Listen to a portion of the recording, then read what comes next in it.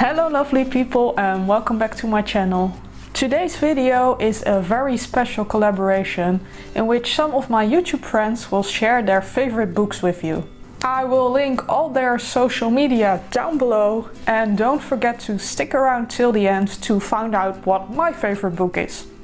Let's go! Hello lovely people, see what I did there? I'm finding it really hard to pick just one book to recommend to everybody and talk about just one book that means a lot to me, but if I had to whittle it down, if you put a gun to my head, please don't do that, and made me talk about just one book, I'm gonna go with a grown-up book, not a children's book, even though I write children's books and a lot of children's books have inspired me. I'm gonna go with an adult book, that makes it sound a bit dodgy, called The Woman Who Walked Into Doors by Roddy Doyle. I really like Roddy Doyle's writing. He's very colloquial. He talks in a way that people really talk. Sometimes when you read a book, I find it quite hard to get into it because the characters talk like characters in a book and not like real people. But Roddy Doyle is really good at making characters talk like I would talk to a friend or you would talk to somebody in real life.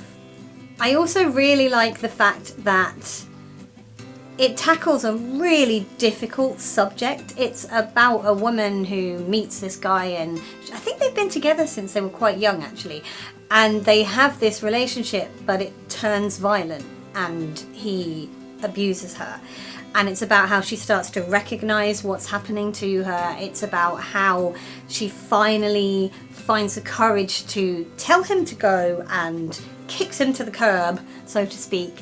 And it's just written in a way that's so powerful and inspiring that when I read it, I found it quite hard to imagine that it was written by a guy because he gets into this female character's head so well. It might not sound like the cheeriest subject matter, and obviously it's not. But for personal reasons, I find the fact that there is a book out there that covers this so beautifully well and with such realism a comfort. Maybe I'm strange. It's one of the first books that made me go, oh, you can tackle really big subjects and not be scared of them and tackle them in a way that is just very real and raw and people can identify with it whether or not they've experienced this themselves. So I think that's a very powerful thing for a novel to do. I would recommend reading it. I would recommend reading most of Roddy Doyle's books because he's a very good writer. Hey, ik ben Anne van het YouTube kanaal A Life Like Anne. En deze quarantaine heb ik dit boek gelezen. Leerschool van Tara Westover. En dat zou ik ook heel graag aan jullie willen aanraden om ook te gaan lezen. Ik wilde al heel lang een keer een autobiografie lezen. Dat had ik nog nooit gedaan, dus dat stond wel hoog op mijn lijstje om een keer te gaan doen. En toen gaf mijn oma dit boek aan mij. Het is een internationale bestseller, dus dat moest wel veelbelovend zijn. Dit boek is geschreven door Tara over haar eigen leven.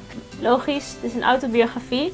En Tara is opgegroeid in Idaho in een heel streng mormoons gezin. Heel erg afgezonderd van de rest van de wereld.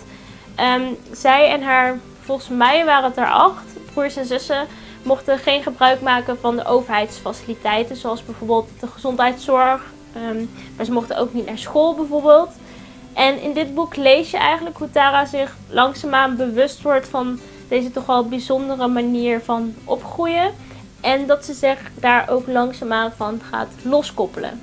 Toen ik dit boek las, deed me dat heel erg denken aan het gezin in Ruinerswold. Dat een tijd geleden is ontdekt en heel veel in het nieuws was. Toen het in het nieuws was, vond ik dat ook wel heel fascinerend. Dat er blijkbaar gezinnen zijn waarvan heel weinig mensen afweten van hun bestaan. En dat had ik ook bij dit boek. Ik vind het fascinerend om te lezen over dingen die voor mij best wel ver van mij afstaan.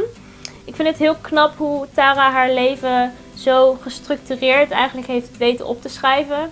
Iets om jaloers op te zijn. Ik zou willen dat ik mijn leven zo mooi in een boek kan schrijven.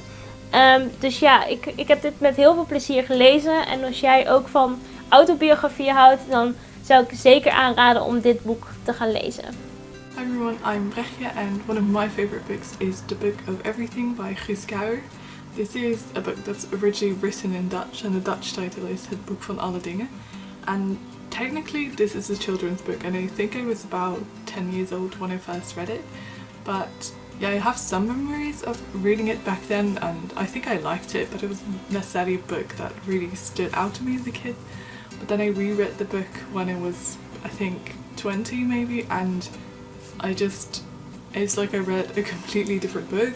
I suddenly thought it was just such a beautiful book, and I just saw some things in it that I'd never seen before as a kid.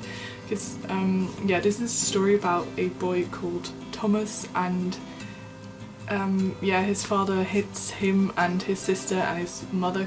He kind of like uses his religion as an excuse to hit them. And I remember from when I read this as a kid, I always kind of thought that the sister, Thomas' sister Margot, that she seemed kind of not very smart, but when I reread it as an adult, I realised she's just kind of pretending to be dumb, but at the same time she's kind of mocking her dad.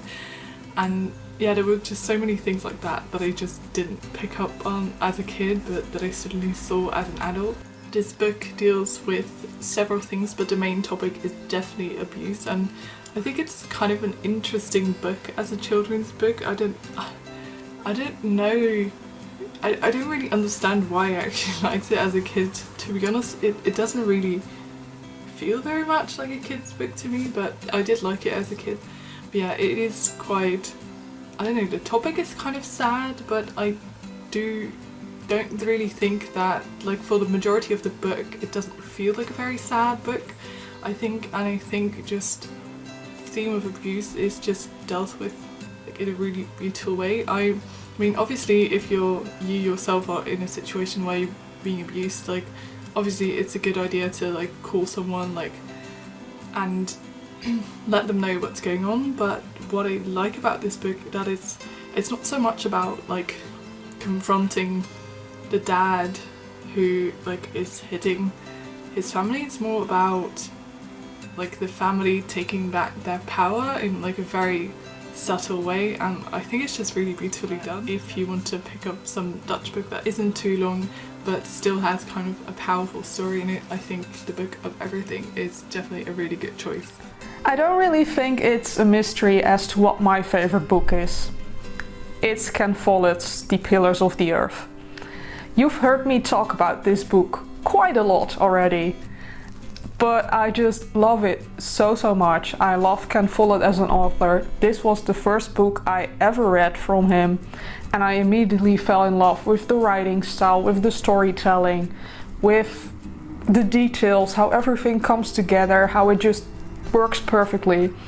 It's such an amazing author, and this book, the first one I read of him, it describes the building of a cathedral, hence the Pillars of the Earth, and it's such an inspiring story, and it not only focuses on the building of this cathedral but on all the lives around it, how they are interwoven, and it's such an amazing story. I don't want to spoil anything,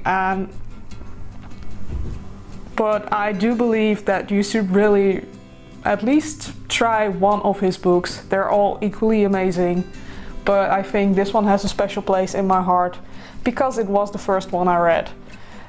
And well, even though I'm probably biased, Ken Follett is the most amazing author to me.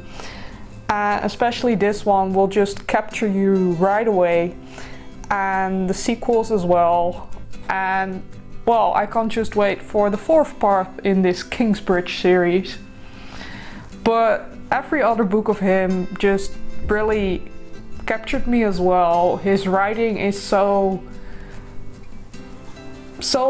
perfect, almost, to me at least. He combines historic events with, well, made up characters, so to say, and their lives. And even though I'm not really a fan of history, at least not as a subject in high school, the way Ken Follett writes down history and makes it such a beautiful story. Even I get interested in historical facts and all that. So I think you should really try reading this book, if not another book of his. But definitely pick up a Ken Follett sometimes. I hope you enjoyed this special collaboration with some of my YouTube friends. Don't forget to check out their channels as well down below. I will also link the books they've chosen as well as my own book, so you can look it up and maybe even read it. And for now, if you like this video, give it a thumbs up, subscribe down below if you haven't already, and then I'll see you in the next one next week. Bye!